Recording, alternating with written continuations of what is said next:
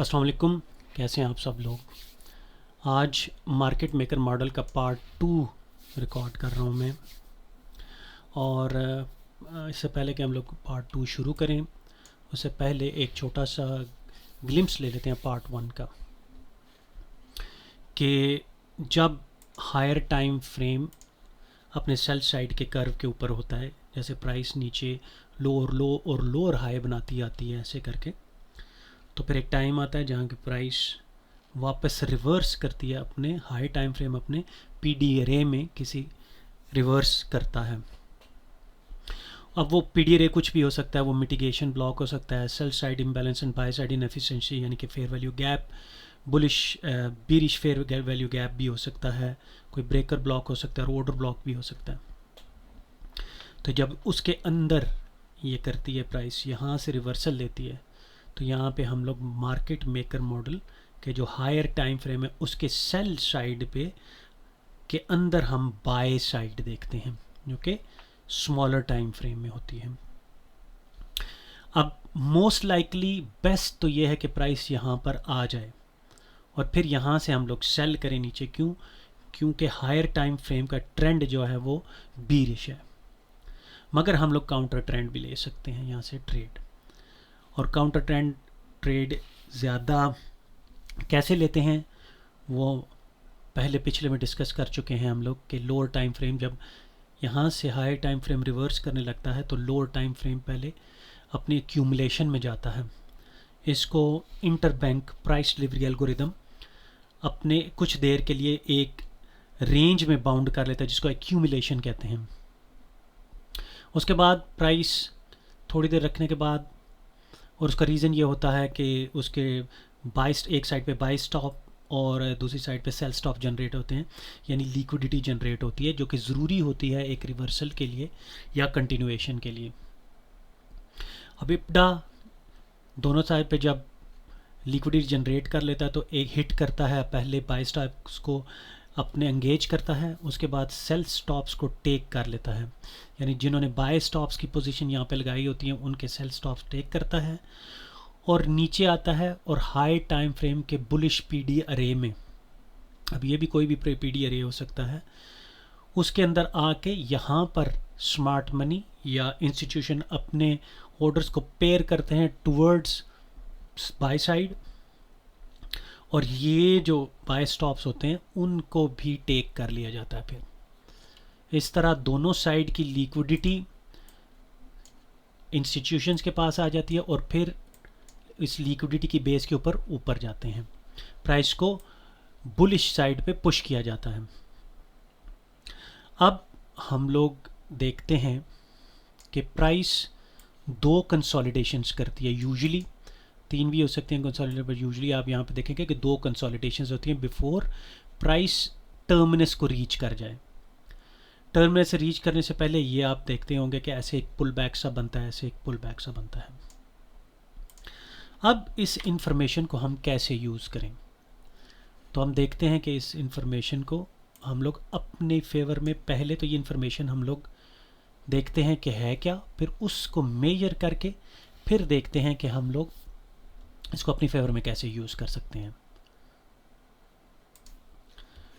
तो इस इंफॉर्मेशन को जांचने के लिए अगर हम लोग अपना फिब टूल निकालें, और फिब टूल को ये मैंने थोड़ा सा उल्टा इसका कर दिया, लेकिन ये फिब टूल ऐसे ही है। अगर हम लोग कंसोलिडेशन की नीचे वाली रेंज से ऊपर तक फिब टूल को लगाएं और उसकी आपकी जो मेजरमेंट्स होंगी वो ये रहेंगी 0, 0.25, 0.50, 0.75 और 1। अगर हम लोग अपने फिब टूल को लगाते हैं स्विंग के लो से लेके स्विंग के हाई तक, तो इन सेटिंग्स के साथ आप ये देखेंगे कि 0.25 से लेके 0.50 के दरमियान में यूजुअली इप्डा फर्स्ट कंसोलिडेशन करता है। उसके बाद 0.25 से लेके 0.50 से लेके 0.75 के दरमियान में इप्डा दूसरी कंसोलिडेशन करता है, और फिर 0.75 से लेके 1 तक आपका प्राइस अपने टर्मिनस तक डिलीवरी हो जाती है, जिसमें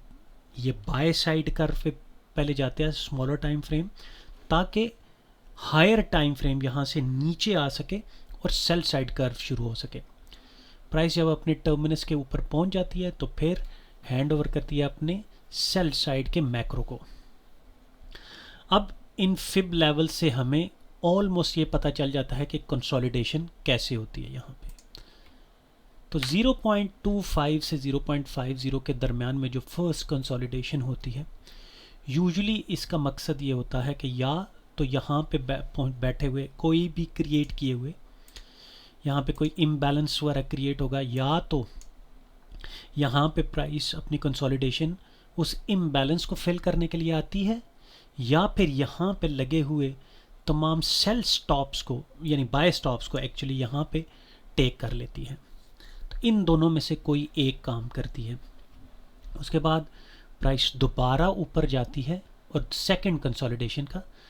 0.50 से लेके 0.75 तक सेकंड कंसोलिडेशन फेज शुरू हो जाता है। अब जब भी आप यहाँ से लेके यहाँ तक फिब्स लगाएंगे तो इसके 0.5 यानी हाफ तक आपको एक फेयर वैल्यू गैप यानी इम्बैलेंस मिलेगा, जो कि उसके जिसको हम लोग मेजरिंग गैप कहते हैं। और हमें पता कैसे चलता है कि ये मेजरिंग गैप है? उससे आप जब भी देखेंगे ये मेजरिंग गैप जो होता है ये फुली फिल कभी नहीं होता, हमेशा ये कुछ ना कुछ रह जाता है। जब आपको इस तरह ऐसे कोई फेयर वैल्यू गैप या कोई इस तरह का मेजरिंग गैप मिले जो कि फुली फिल ना हो, तो यूजुअली इससे हमें ये पता लगता है कि प्राइस अब अपने टर्मिनस और ओरिजिन के दरमियान में पहुंच गई है और अब प्राइस को इतना ही ऊपर जाना होता है। अब 0.5 से लेके 0.75 तक जब प्राइस पहुंचती है तो इस दरमियान में सेकंड फेज ऑफ कंसोलिडेशन होता है और पर्पस उसका भी सेम होता है। और उसका पर्पस जनरली ये होता है कि वही यहाँ पे मौजूद किसी फेयर वैल्यू गैप को या इम्बैलेंस को या तो बैलेंस करे या यहाँ पे लगे हुए ऑर्डर्स की लिक्विडिटी को टेक कर ले। उसके बाद प्राइस एकदम आप देखेंगे, फील करेंगे कि प्राइस शूट करती है अपनी टर्मिनस की तरफ और फिर अपने हाई टाइम फ्रेम के बीरिश पीडी अरे के ऊपर in case of sell side model जाके हिट करती है और फिर प्राइस एकदम नीचे ड्रॉप होना शुरू हो जाती है। इस प्राइस को यहाँ से शूट करने का मकसद ये होता है कि ज़्यादा लोग यहाँ पर अपने बायो ऑर्डर्स न एग्जीक्यूट कर पाएँ और उनको लिए बगैर ही पहुँच जाए। यूजुअली जब आप यहाँ से यहाँ तक मेजर करते हैं, इसको अपने टर्मिनस को मेजर करते हैं, उससे पहले अगर आपको कोई ओल्ड हाई की बाय साइड की लिक्विडिटी रेस्ट कर रही हो, यानी यहाँ पर कोई बाय साइड लिक्विडिटी रेस्ट कर रही है, तो इप्डा डेफिनेटली इसके ऊपर इसको रन करेगा, यानी ये लिक्विडिटी सारी टेक करेगा पहले और फिर अपने हायर टाइम फ्रेम के पीडी अरे में जाके हिट करेगा। और ये बहुत ज़्यादा लाइकली अगर आपको ये लेफ़्ट साइड पे इसकी, तो अगर आप इसकी लेफ़्ट साइड पे देखेंगे तो आपको ये बाय साइड के एक ओल्ड हाई मिलेगा। जब आपको यहाँ से लेके यहाँ पे मेजर करें और इस टर्मिनस से हाई टाइम फ्रेम के बीरिश पीडी अरे और ओरिजिन से लेके इसके दरमियान पहले कोई लेफ़्ट साइड पे आपको ओल्ड हाई नज़र आता है, तो उसमें ज़्यादा चांस यही होता है, बल्कि मोस्ट डेफिनेटली वो इस बाय साइड की लिक्विडिटी को टेक करता है और फिर पीडी अरे में जाके टर्मिनस को हैंड ओवर करता है ये प्राइस। और फिर प्राइस अपने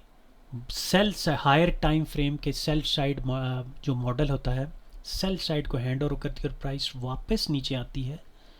और इसका एंड आपके जो हाई टाइम फ्रेम के बुलिश पीडी अरे उससे यूजुअली नीचे होता है, ताकि ये वाले सारे जितने भी यहाँ पे लिक्विडिटी है उसको टेक कर लिया जाए। तो run on sell side liquidity के बाद ये प्रोग्राम ख़त्म होता है। तो एक दफ़ा फिर देख लेते हैं कि ओरिजिन से प्राइस जब निकलती है बाय सेल साइड मॉडल के बाय साइड कर्व पे,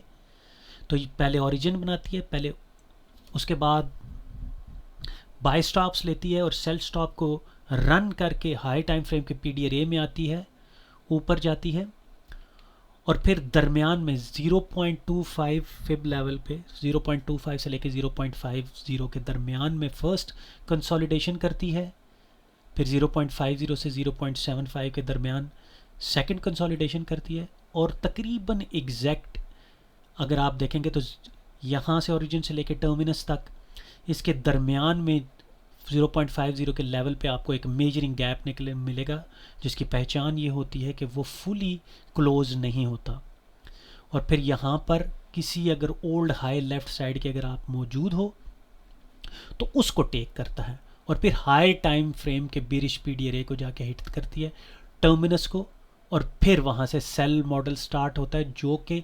यहाँ पे जनरेट की हुई लिक्विडिटी को के ऊपर रन कर लेता है। तो इसको कहते हैं run on sell side liquidity, और इस लिक्विडिटी के ऊपर run on by side liquidity करता है। तो ये हायर टाइम फ्रेम के सेल साइड मॉडल की बाय साइड थी। अब इससे आगे इसके अंदर मैं मज़ीद फिब लेवल्स और दूसरी चीज़ें यूज़ करूँगा ताकि हमें ये मालूम हो सके कि हमें यहाँ से कैसे पता चले कि ये प्राइस यहाँ तक आ रही है। इसमें मोर एडवांस्ड मैं आपको इन्फॉर्मेशन आपके पास ऑन करूँगा ताकि आपको पता चले कि आप पहले ही कैसे ये जान सकते हैं कि ये प्राइस कितनी हाई जाएगी और कहाँ से ये रिवर्स होगी। आज के लिए इतना ही। अपकमिंग जितनी भी वीडियोज़ हैं इंशाल्लाह उनमें मैं बहुत ज़्यादा डिटेल में जाकर ये एक्सप्लेन करूँगा कि मार्केट मेकर सेल मॉडल कैसे वर्क करता है। Thank you very much. अल्लाह हाफिज़। और आप से मुलाकात होती है नेक्स्ट वीडियो में पार्ट 3 में। Thank you very much.